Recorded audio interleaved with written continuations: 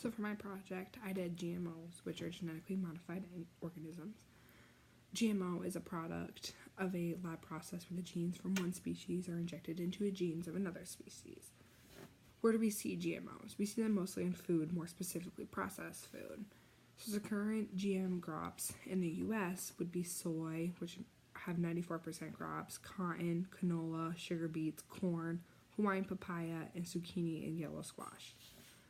So when did GMOs first become a thing and why? So around the 1990s is when genetically modified organisms really came about.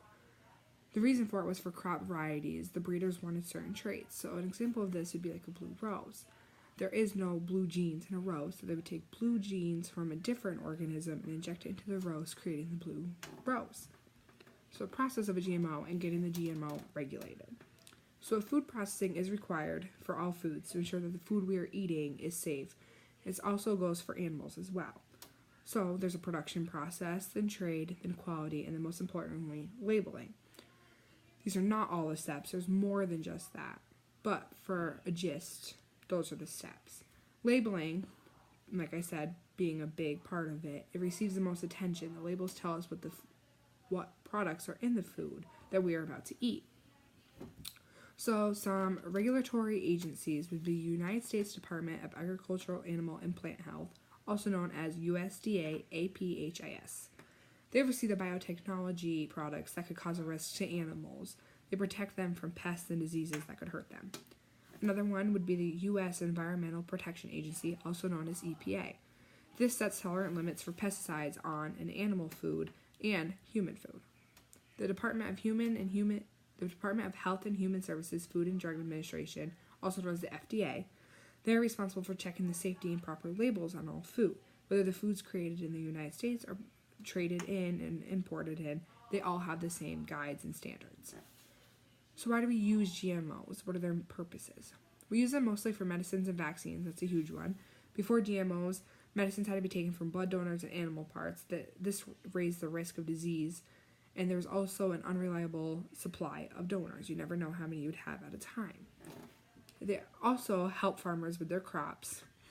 Another part of this is gene editing. It's when a scientist makes a tiny change in DNA of any living organism. That could be a plant, a human, an animal, anything living.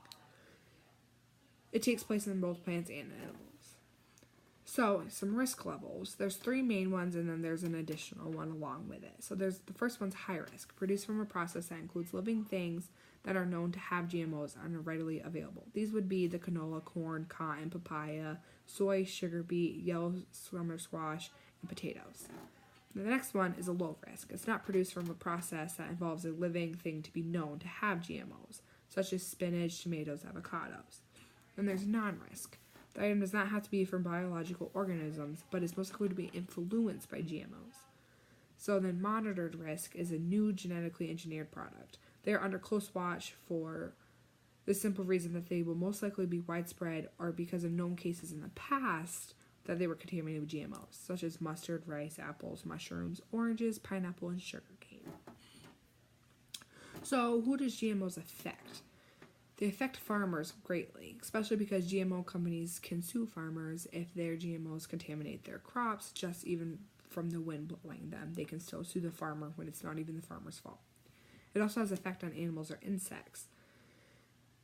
Animals sometimes eat the farmers' crops, which could hurt them. So are GMOs good or bad? Let's look at the benefits and disadvantages.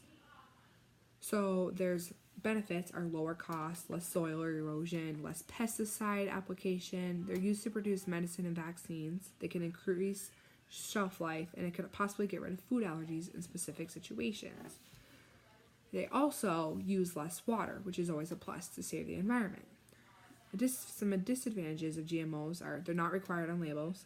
There's contamination of other fields and crops, like we talked about, the GMO companies suing the farmers. And they can create super weeds and insects.